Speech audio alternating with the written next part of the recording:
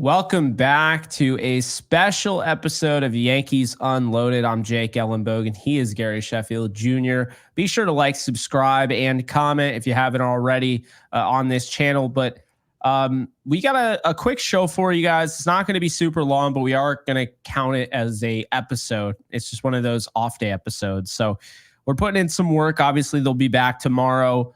The Yankees play the St. Louis Cardinals at the stadium. So we're very excited about that. But we wanted to keep the train going, and so we're going to drop some content here. Before we do, Ryan Hoffman, really appreciate you. Right before we went live here, or before we started recording, we saw that you became a field level member. We appreciate that.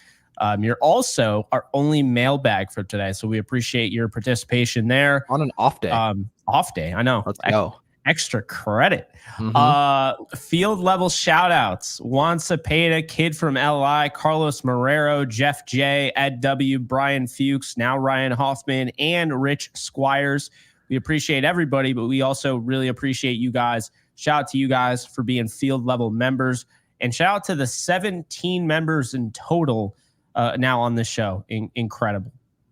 Yeah, it's pretty insane. I think that we're definitely going to remember the early members, I would say, more than anything. Because, I mean, at this point, when we see people in the comment section, we are starting to recognize some names. There definitely are some people who are like, yeah, that guy is usually in there, usually has great questions. And thankfully, we've had some good mailbags. We haven't had any stinkers yet. So that's a good thing. That's true. We have had good mailbags. This one's really good. From Ryan Hoffman, per Katie Sharp, the Yankees are now 5-21. That's a 192 win percentage, 0.192. When trailing at the end of the first inning, that's insane. That's the third worst record in baseball. It seems the Yankees do not have a signature come from behind win. They do not have a lot of signature come from behind wins or walk-off wins. What is the reason for this? Is it personnel, in-game management? I am concerned that we fall behind in a playoff game and we will more than likely lose that game. Ryan, thank you for bringing this to our attention. As painful it is to know this, it's important for us to know this. I can't believe we glossed this over, Gary. It actually makes a lot of sense. Doesn't feel like games that they win. They go up 2-0 on an Aaron Judge 2-run shot, or Juan Soto hits a solo shot and that's all she wrote. It's like they just take over. But when they start off slow, tack on. Yeah. So, I mean, I guess that'll help, during football season when you're like, man, I really want to watch the Yankee game, but I also need to watch the New York Giants or whoever you like. And I guess it'll help because if they don't score in the first inning, like, oh, okay, I could just watch football. Right. You can just assume the first 3 innings is just condensed baseball for the Yankees. If you see the team is down 3-0, 1-0, 2-1 in the second inning, just chalk it up that this organization, what was that win percentage that you just told us? Oh, they're 5-21, so that's 0.192. Okay, perfect. So 192 is the number I was looking for. The below Chicago 200 White Sox, teams. They're below a 200 team. You know who's above 200? The Chicago White Sox. So here are the numbers. If the Yankees are losing after the first inning, they are worse than the 31-104 Chicago White Sox. They're on pace to be worse than that. So what does this mean? Because I think people want to figure out, do we panic about this information? Because this is brilliant information. I'm glad this was brought to the surface. And we need to understand what exactly do we take from this. And what I take from it is that usually when we give up runs in the first inning, and that could be by way of Marcus Stroman, Carlos Rodon, Garrett Cole, a lot of guys in our rotation, specifically the rotation, we get off schedule. We get flustered pretty easily. And a lot of the starts that we're happy about, starts that go deeper into games, a lot of times the Nestor Cortez, right, even Stroman when he's right, they go deeper into those games, but they have to get out the gates fast. And that worries me because baseball, especially the winning teams, the teams that end up winning the World Series, nothing's on schedule. Nothing.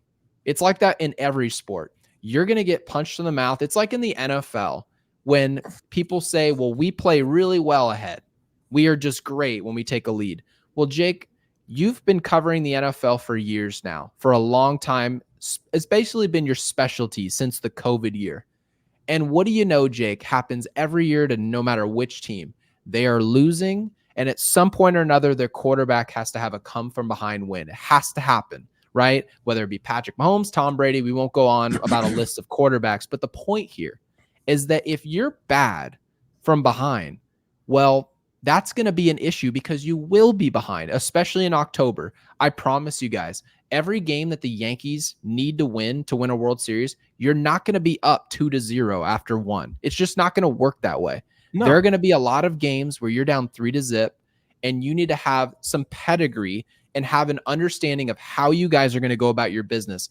And this is the reason why in our last episode, we mentioned Carlos Rodon and his demeanor, how he handles a problem. We saw PitchCom. Carlos Rodon acted like he lost a family member when PitchCom went out. It's not that big of a deal. At some point or another, you need to see something and say, that's not going my way. I made a pitch. I didn't execute. I got punched in the mouth, but it's the punch you throw after that. And it seems like the Yankees have a nasty habit of failing to throw a punch back when they get punched. We're a really good team. I mentioned we're not great. We're just good. And a great team's not going to win the World Series this year. Just a good team. There are no great teams. But the Yankees need to figure out why this is occurring. You can't chalk it up to just bad luck or just the numbers ended up shaking out that way. We are winning less than 20% of games by simply being down 1 run after the first inning. There is no one that should be defending this. You cannot.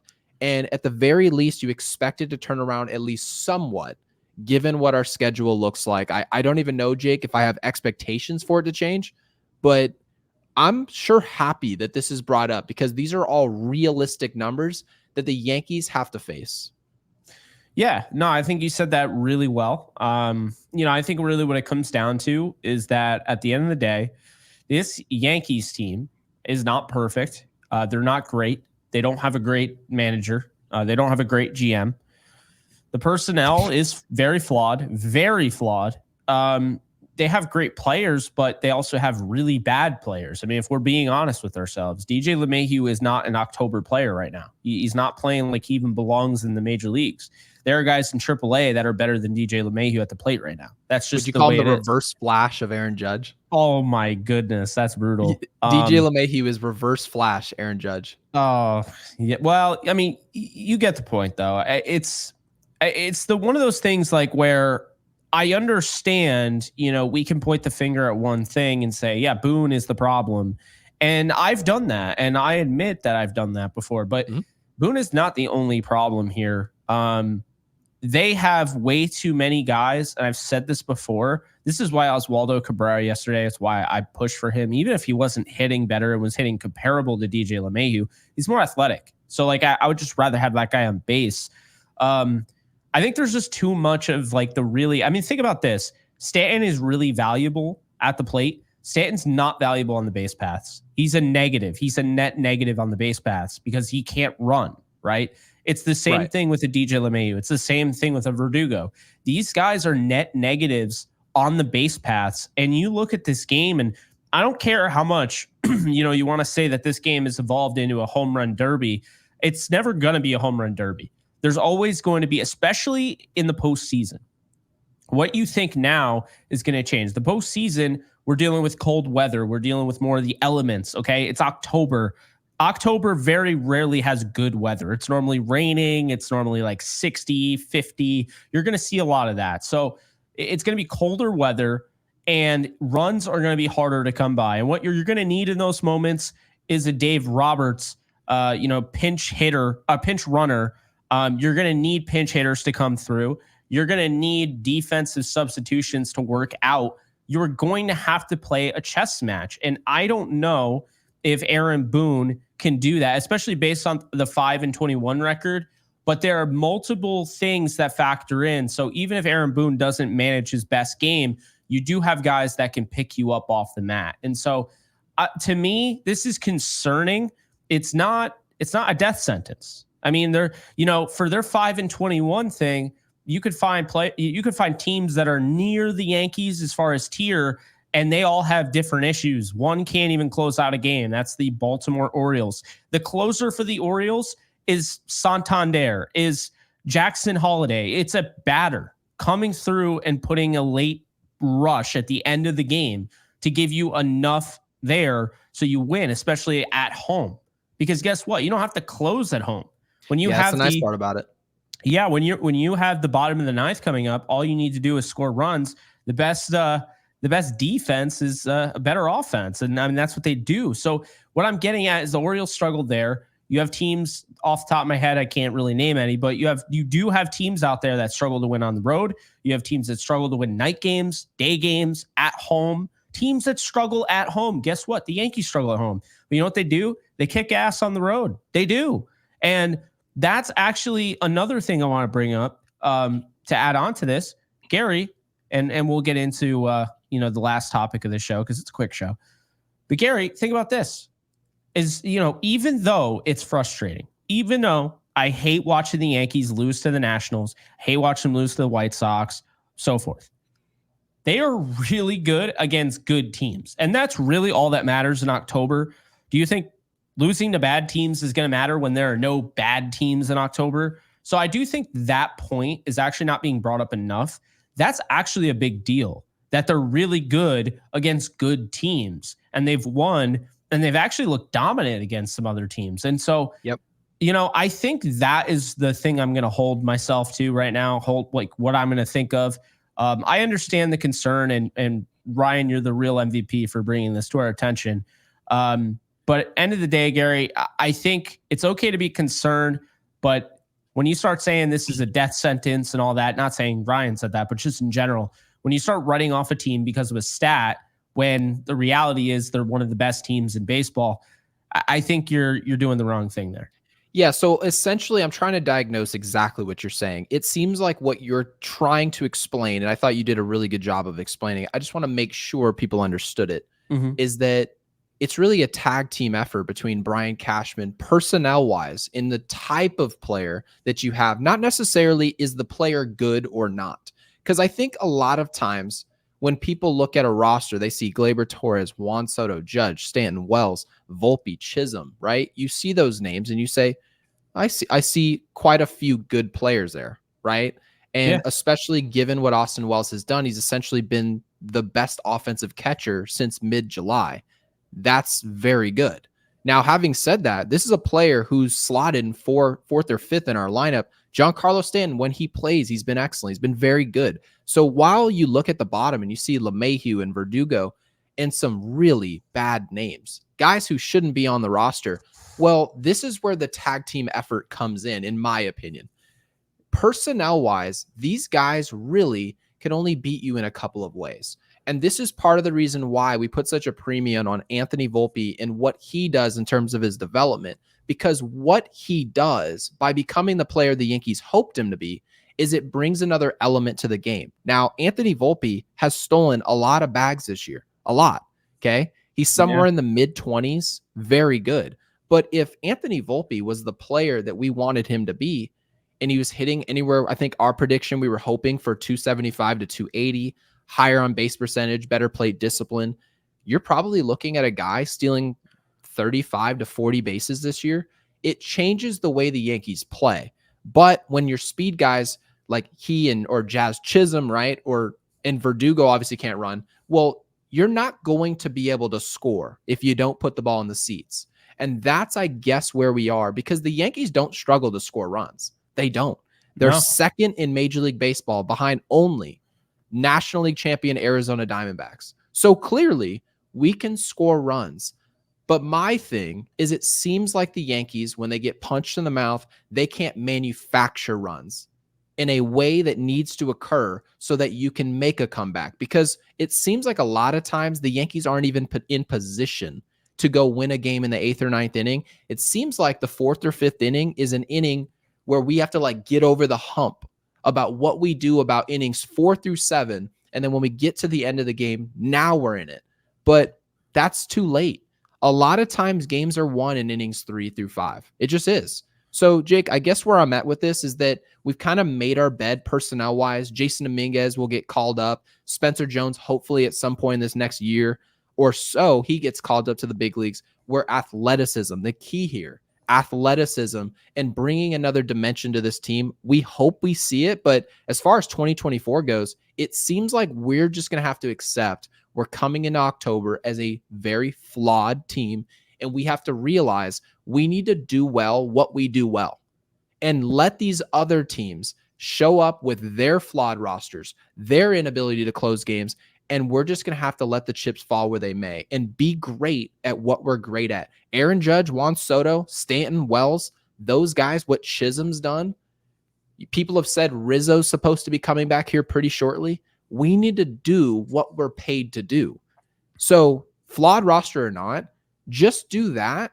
And we're going to have to hope our flawed team is better than these other flawed teams. And I know that's not what people want to hear. It's not what I wanted to hear. This is why we said Yankees unloaded. So for those of you who've been paying attention, we said the Yankees, not only was Chisholm a great pickup, but other pickups needed to be made. A couple other bats, some athleticism, right? India, we talked about that. The reason we went after Jonathan India and the reason at this show we thought it was a good fit is because of personnel, about style of play. It wasn't just talent. So I love that this question was brought up. I think it's interesting, and it tells a story that the Yankees have to win. It has to be one way. And that's a shame. How many teams win a World Series trying to score all in one way all year? Well, not many, but we have to be one of the first, and it is what it is. It is what it is indeed. Ryan, thank you. It's been the majority of the episode, I'll be honest with you, but it was a really good topic. So yeah, wanted to give that, some air. So let's wrap it up. I know we were going to talk about, the future in the outfield. So let's dive into that a little bit. We don't want to go too long on this. This is meant to be just a quick hitter episode for you guys, something to chew on while you wait for tomorrow. So a lot of people are concerned about Spencer Jones' strikeouts, all of that. What I think isn't really talked about, with Jason Dominguez is right now there's a lot of concern about his defense in center field. And I think, obviously there are other guys that can play in the outfield. John Birdie we brought up, and he signed for next year. And Oswaldo Cabrera is capable of it. And they have some other guys as well. But really, this is what you're getting. Pereira, I don't obviously think he's going to play over either of those two. I mean, maybe Pereira next year off the injury, if he sticks with this team and isn't traded away, he might get an opportunity. But Gary, how do you see, I guess, the future of this Yankee outfield? Because I think there's a lot of question marks, and we don't really have a lot of answers. I think a lot of what is up in the air, it revolves around the idea of bringing back Soto. If they can get that done. Even if they get that done, they still have Aaron Judge. How long is he going to play in the outfield? And they have guys that can, go out there like a Birdie and a Waldo, but they have guys that are specifically outfielders that you might want to find a way to get in the lineup. Maybe not this year, next year, the year after, but down the line. Okay, first of all, this is a great question. I think you just need to read the tea leaves. What do the Yankees tell us that they care about, and how do they apply it? If you look at the Yankees this year alone, right? Look at their personnel, look at how they apply it. Center field, Aaron Judge. Reason he's in center field, they determine that center field is a much better position for him to play, given how difficult it is to play left field at Yankee Stadium. It's more wear and tear on your body. Left field has been determined to be the hardest position at Yankee Stadium. So much so that the Yankees determine we are not going to have Juan Soto play left field. We're going to put him in right field. That's why you see Aaron Judge in center field. Center field and right field have been understood by Yankees brass that these are easier positions to play. So I'm going to use that knowledge. Assume Juan Soto's coming back. So he's your right fielder. Juan Soto's not the greatest outfielder. He's relying on jumps and reads. And sometimes those are to be desired. Sometimes he doesn't make the best plays at the wall, right? We've seen he has a decent arm, but he's there to hit. Okay, so we put him in right field. You leave him plugged away. Now you sit there in center and left field. Based on what they're telling us about Jason Dominguez, that defense isn't where they'd like it to be. Well, would you like it to be in center field, or would you like it to be in left field, where you just told me was the hardest position at Yankee Stadium? If that's true, Jason Dominguez should remain in center field. Don't overthink it. Don't overplay it. You put him in center field, and Aaron Judge either is in left field, or you do what Jake has mentioned. Jake, you've mentioned this a few times. Now that leaves you with Aaron Judge, your 6'7", 282-pound outfielder, to play left field, manning the most ground to cover at the entire park. When they told us health was a concern, health was a priority going forward. So if that's true, that leaves you with one of two options. It leaves you with the option of having Spencer Jones play left field, who eventually comes up, or you put Aaron Judge at first base or full-time DH. That's where we are. So they can take their pick with what they want to do, but this is part of the reason why we made the sacrifice, and we've tried to introduce the idea of getting creative with one of our outfielders moving to first base. We have no aspirations at all of moving Aaron Judge to first base just for fun. If we didn't have any outfielders to fill the spot defensively, we wouldn't even entertain it. We just wouldn't. But we do. Based on what our prospect list says, every prospect that's really knocking on the door is going to be an outfielder. Every can't miss prospect that the Yankees describe is a center fielder and a left fielder. Well, if your right fielder is about to command a $600 million contract, he's going to play, isn't he? So that leaves you two spots. And Aaron Judge, who you told me Cabrera won't play first base because of his height. Well, can a 6'7" small forward go play first base? Last I checked, he probably can. So again, Jake, where I'm at with this is if the Yankees really believe in the future of Spencer Jones and what he's going to do for this team, if they believe they're going to call him up, well, then you need to start getting creative and be consistent about where guys should be playing. You tell me this guy's a better outfielder than Dominguez, well, then he should be in left field. That's what this says. So I'm looking forward to how they apply this. This is part of the reason why I said that they may trade Spencer Jones this offseason for a player, probably someone in the rotation, but that's not a sure thing.